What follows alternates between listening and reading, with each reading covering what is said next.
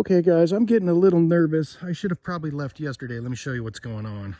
After I show you what's going on with the weather situation, I'm going to take you on a little tour of my tent. The weather service kind of screwed me, guys. They said we were going to get a few inches.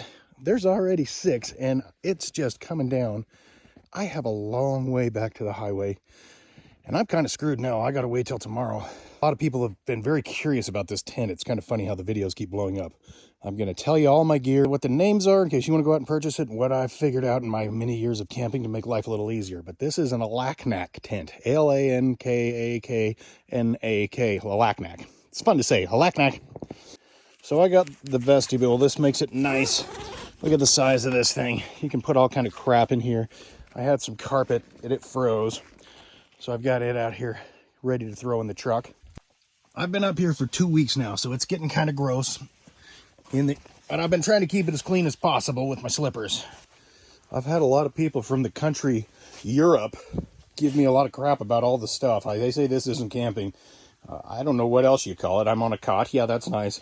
A lot of people want to know what this cot is. It's ginormous. It's a double XL Teton outdoors. I got it from Sportsman's Warehouse. But this thing can hold 600 pounds. And I got the pad that goes with it. And then I put 2 pads under it to get rid of the taco effect. And yes, I'm safe. I have a fire extinguisher. And this wood stove is awesome. It just keeps it whatever temperature you want. I've got it choked off so a lot of smoke comes out when I open the door. And a lot of people were curious about this fan. There are no batteries at all on this fan. No electrical cords. It runs off the heat, conducts the heat, and somehow turns a motor on and makes the fan run. I've started putting a lot of stuff away, getting ready to get the hell out of here tomorrow. But I've got a couple little battery banks that are really nice. Normally I charge these with solar, but there was no way that's coming. I think I've seen the sun for about 2 hours in 2 weeks. Pacific Northwest, baby. So I brought a little coffee pot and I just cook it. It makes it a lot easier. It takes forever to heat coffee up on that wood stove. I'm sure you guys have eyeballed this and wonder what this little baby is. Well, this is a lifesaver.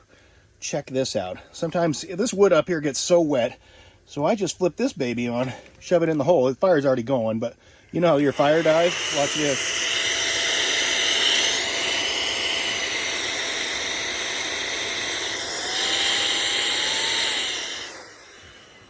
It just instantly gets it going. Super cool.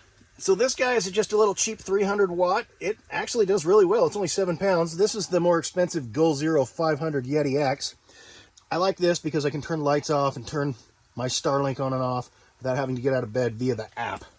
Okay, this thing, the ducting, is probably my favorite of all the toys I've got next to the tent setup. The wood stove is nice, but I'm lucky to get 2.5 hours out of it stacked and choked, so that's not very much. Let me show you what this thing is. This is a Silville diesel heater, and you would not believe the kind of heat this thing puts out. At about 3 in the morning, I get cold, so I just hit a little remote, fires this thing up.